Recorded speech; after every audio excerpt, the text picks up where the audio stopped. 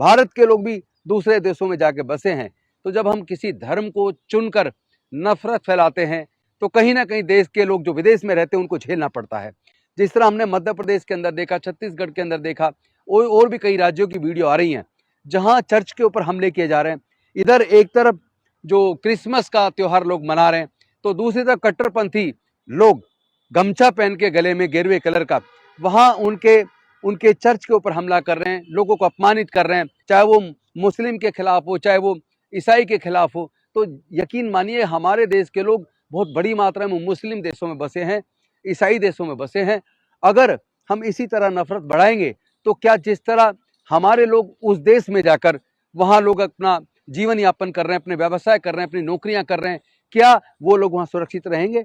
इसलिए हमें धर्म से और जाति से ऊपर उठकर मानवता की बात करनी होगी, तभी हम भारत को मजबूत और सशक्त बनाएंगे।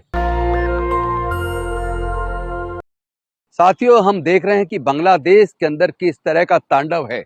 लगातार अल्पसंख्यक समुदाय के लोगों को, विशेष रूप से बौद्ध, ईसाई और हिंदू लोगों को जिस तरह अपमानित किया जा रहा है, प्रताड़ित किया जा रहा है, हमले किए जा रहे हैं, हत्याएं की जा रही हैं, ये उस बांग्लादेश में हो रहा है जिस बांग्लादेश को 1971 में श्रीमती इंदिरा गांधी जी जैसी आयरन लेडी के नेतृत्व में उस वक्त पाकिस्तान को हराकर अलग बांग्लादेश बनाया गया था।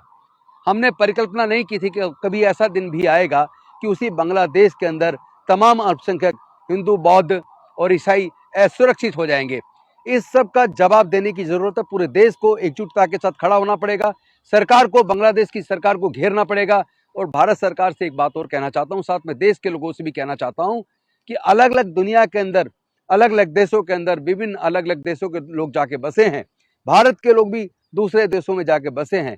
तो जब हम किसी धर्म को चुनकर नफरत फैलाते हैं तो कहीं ना कहीं देश के लोग जो विदेश में रहते हैं उनको झेलना पड़ता है। जिस तरह हमने मध्य प्रदेश के अंदर देखा, छत्तीसगढ़ के अंदर देखा, और भी कई राज्यों की वीडियो आ रही हैं जहां चर्च के ऊपर हमले किए जा रहे हैं। इधर एक तरफ जो क्रिसमस का त्योहार लोग मना रहे हैं तो दूसरी तरफ कट्टरपंथी लोग गमछा पहन के गले में गेरुए कलर का वहां उनके चर्च के ऊपर हमला कर रहे हैं, लोगों को अपमानित कर रहे हैं। अभी एक मध्य प्रदेश की भी एक वीडियो सामने आई है जहां एक ब्लाइंड एक महिला को चर्च के अंदर कुछ लोग, बीजेपी से जुड़े लोग अपमानित कर रहे हैं।